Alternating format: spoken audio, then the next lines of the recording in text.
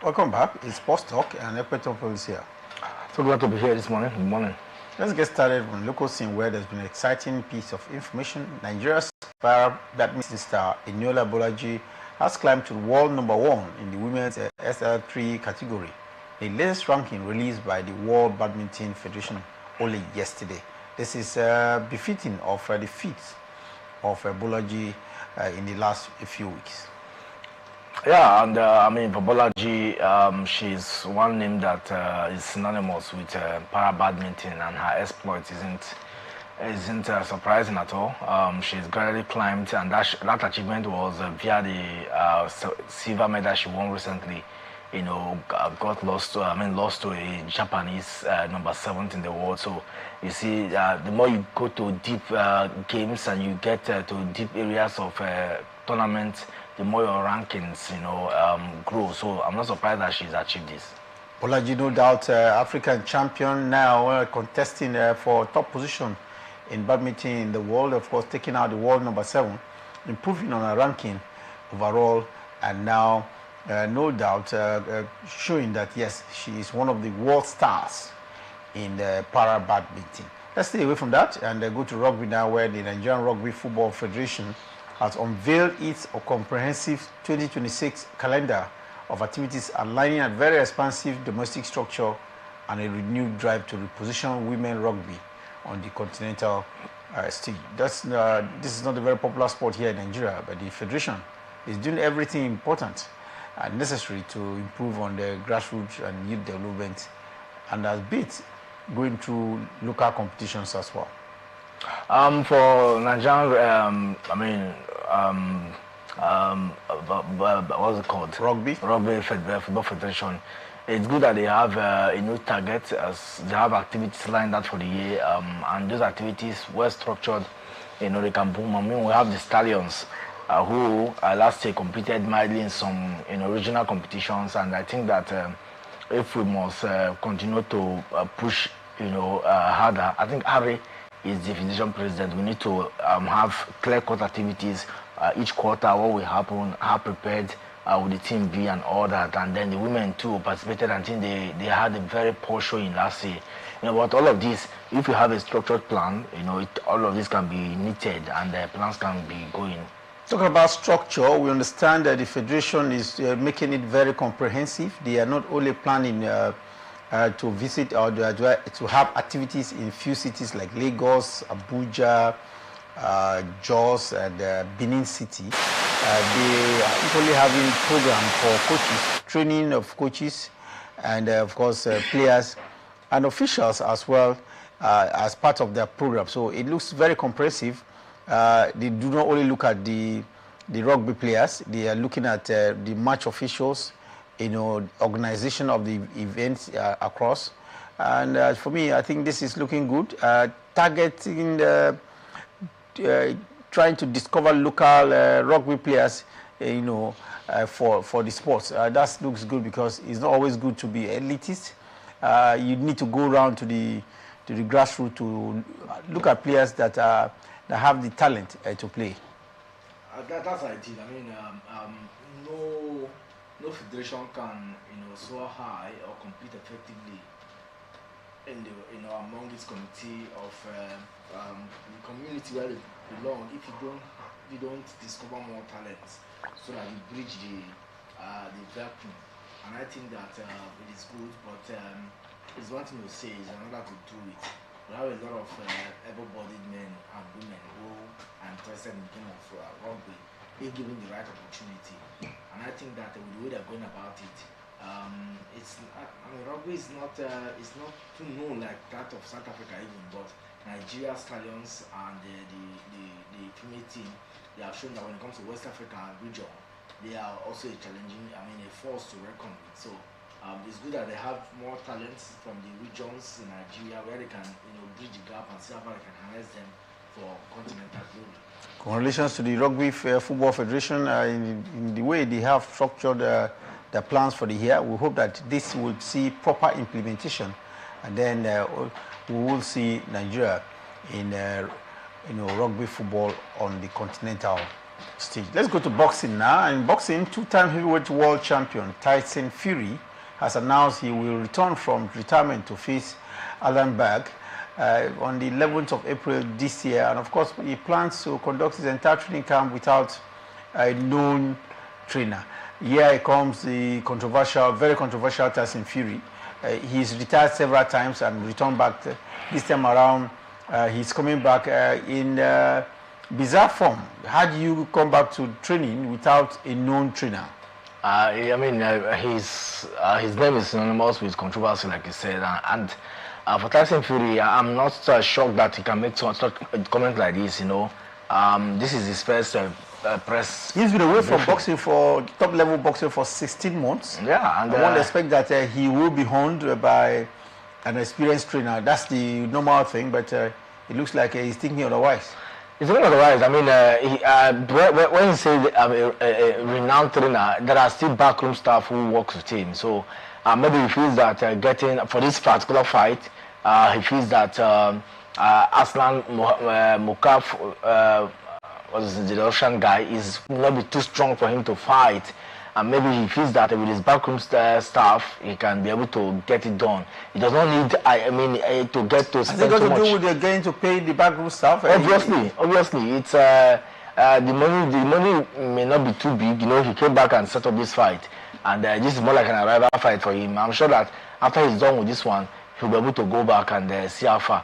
Maybe he's just thinking that with the guys around him, they can get. Some of these people do so. So why would I spend so much in getting a coach? I'm not sure that will be there. So I'm thinking that okay, now that he's coming back, he may not have enough to even pay the coach that there's a world-class coach. So the best is, and of course, coaches at this level, the pedigree of coaches, the coach that will coach him, tutor him, should be a top-level coach. So I'm thinking that he's just looking at all of that, and you know how these things can be. The best is prepare yourself internally and see how far you can go from here.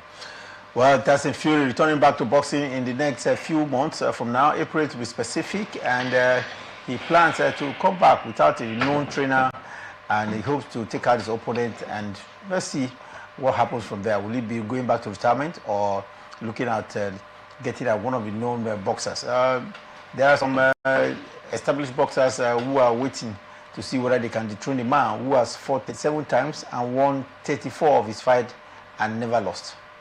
It will be very difficult, you know. There's no way he will just come back and then he loses this one. I don't think so. The last person to beat him is the undisputed champion, and so you can see how tough he can be. He's one man who likes to, he's very loud, and so he tries to also keep to his loudness, but you know, he met his match in Usyk. But some of these boxers are just coming. He has to be in fine shape, because sometimes take for granted. If you take Aslan for granted, I'm sure that he will pay dearly for it. He might get to win at the end of the day, but the point margin, is very short. The last time he fought before losing at Usyk, that bout was not was rated against him, even if he won that one. So I'm thinking that he needs to be at a top level, to fight, even with the statistics of his bout so far. Well, like I mentioned there, 37 fights, 1 loss. Remaining 3, I think, had to go by draw. And I'm sure that man that he lost to is still available. Maybe do you see any rematch between Usyk and Tyson Fury? I think that that would be a hard call. I don't think that will come. I don't see we're going to see, another fight between the both. What I think is that we're going to see, the relinquishing of titles, belts. Then both of them will be fighting, and things might change in the coming years. But for now, I don't think Usyk is interested in fighting starting Tyson Fury anymore. Let's go to tennis now, and it's at the top level. Carlos Alcaraz, the man who just won the Australian Open a few weeks ago, says he's through with difficult moments against Riddersteg. Of course, he won his first match since traveling his first match at on the court after that win at Australia. It looks like it was easy, but not too easy if you ask me. 6-4, 7-6 over an unseeded player by world number 2 getting to world number 1. doesn't look like an easy match. It wasn't. He dropped. He saved 2 match points in that game, and there was a tie break in the second set. You know, it took me a whole lot. In fact, the second set, the second game of the second set, he was actually losing that game. You know, after Edge came back to that encounter, trying to force his way to get a win, and that would have dragged it to the third set. But fortunately for him, he was able to drag. Delayed it to at least a tie break where he was able to pull through. And you know that Akares can be a very good player when it comes to tie breaks, and he won that particular one. And because of that, it's a good test for him coming back.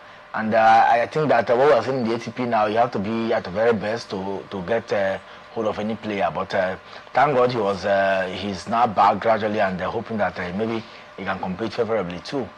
Carlos Alcaraz, the man, it was the next sensation, if you ask me, because we've seen him continue to be very consistent. This year alone, he's had 6 wins and never lost. And he looks physically fit to get to the next Grand Slam. No doubt, no doubt. I mean, yeah, I think he's yet to lose a game, and at his age, 22 years old, and he's won a career slam. That tells you the intent of such guy. It's just a matter of time for him to continue to ride on. How many more wins? A lot still awaits him, but I think that he's coming back to play in the Qatar Open is a good boost. Let's see how far he can go. Obviously, the best player in the court, but you know, the ATP Tour is no respecter of any player. You have to be at your consistent level every time you play. Otherwise, you get to be fed very well by other players. Carlos Alcaraz, one man who has played as many as 150 on the hard courts, matches on the hard court. That's quite a respectable number, if you ask me, and more to come in the course of the year, given his level of fitness. Still in tennis, second round of the Dubai Tennis Championship was hit by fitness issues only a few days ago. Epo, something interesting here. You need to be fit to play in a championship.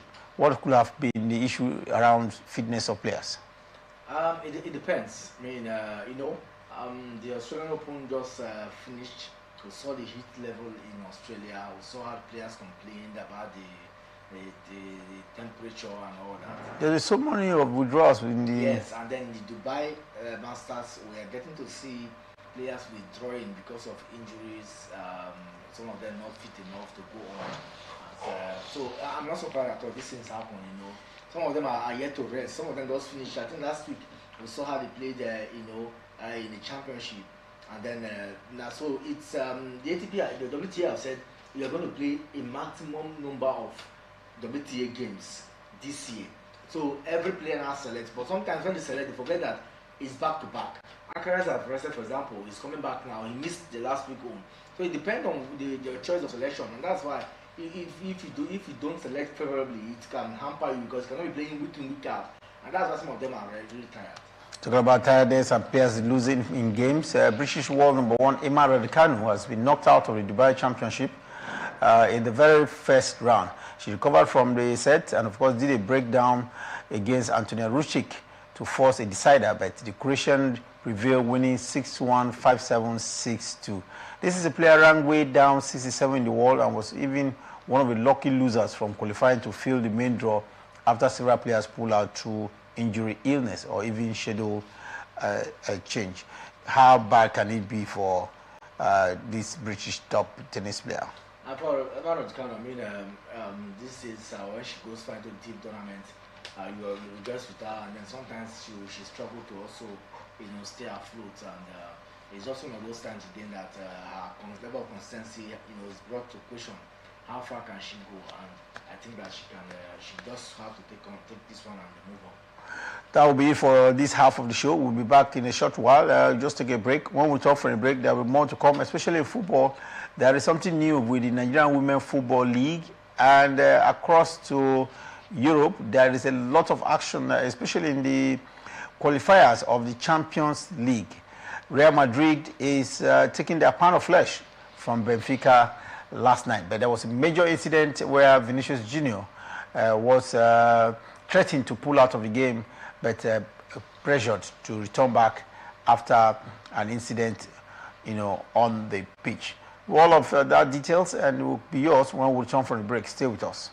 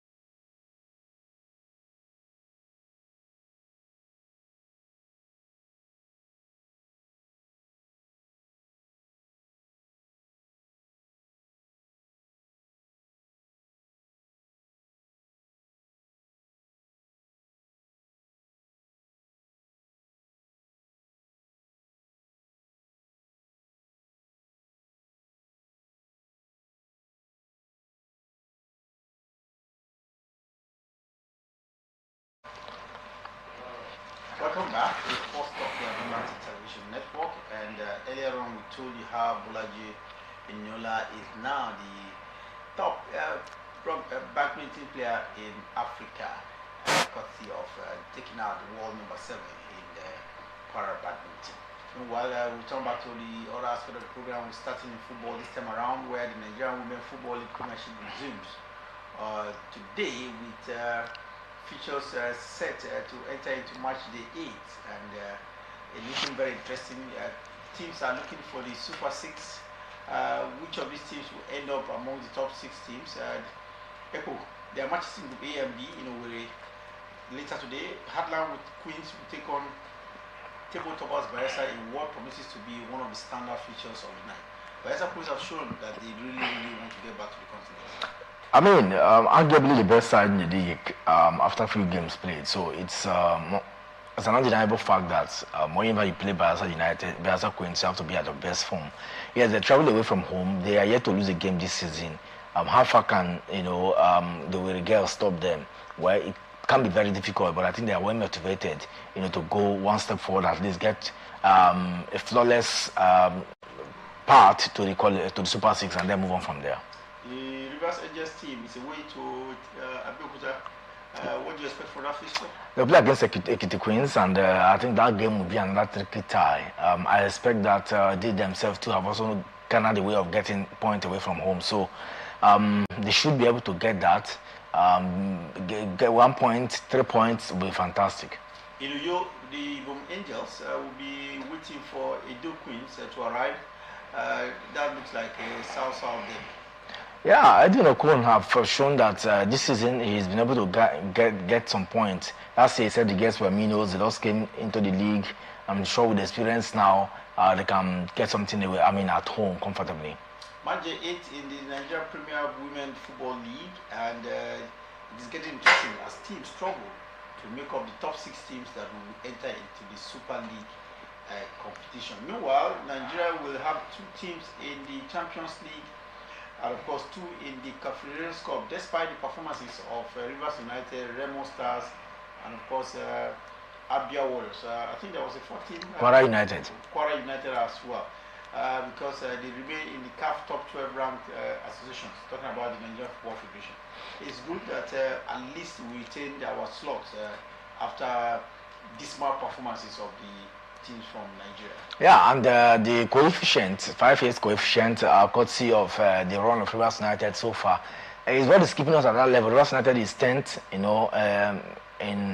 the rankings, and it's just normal that if you are ranked 10, they have 12 teams that have those slots. So the coefficient favors us, and we need to appreciate Rivers United for doing so well, being consistent at the continent. Yes, they may not have done so well. Our performance might be abysmal in the group stage, but the fact that they qualified to the group stage alone is something. If they hadn't qualified, maybe it would have been dropped like Libya now. Libya has been usurped because they didn't get to that level. So consistency in the level at the continent pays a lot, and that's a benefit we are enjoying courtesy of what they have done. It looks like talking about what the Rivers United have done, this is the first time we're having them progress in this stage of competition. Yes. 7 years. Yes, you can imagine, and this is the coefficient for the past 5 years. Past 5 years, Rivers United have been in and out of the continent in terms of the Confederation Cup and all that. So you see, that level of consistency is should be applauded. And I think that no Nigerian team have gotten to CAF Champions League, and that alone is a milestone, and that alone also boosted their rankings. And because of that, we will be happy next season to be part of, to have 2 teams, go for CAF Champions League and the CAF Confederation Cup. Well, we just hope that we can get better, like I said. Nigerian teams have gone beyond the good stage in CAF Champions League in the last 7 years.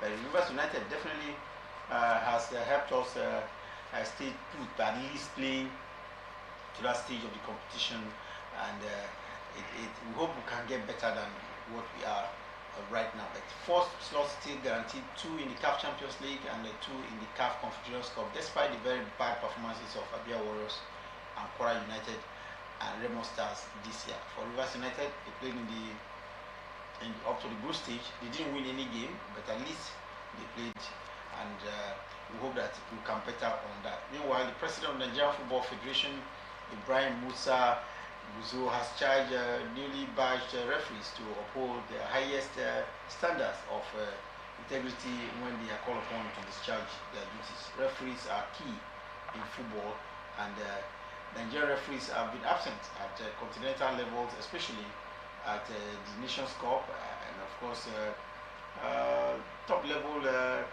CAF matches as well. But now we have some referees that have been newly badged, and they have been charged now to go get the job done for Nigeria and bring her back to continental level. I mean, it's normal. The Federation president is trying his best to see how far that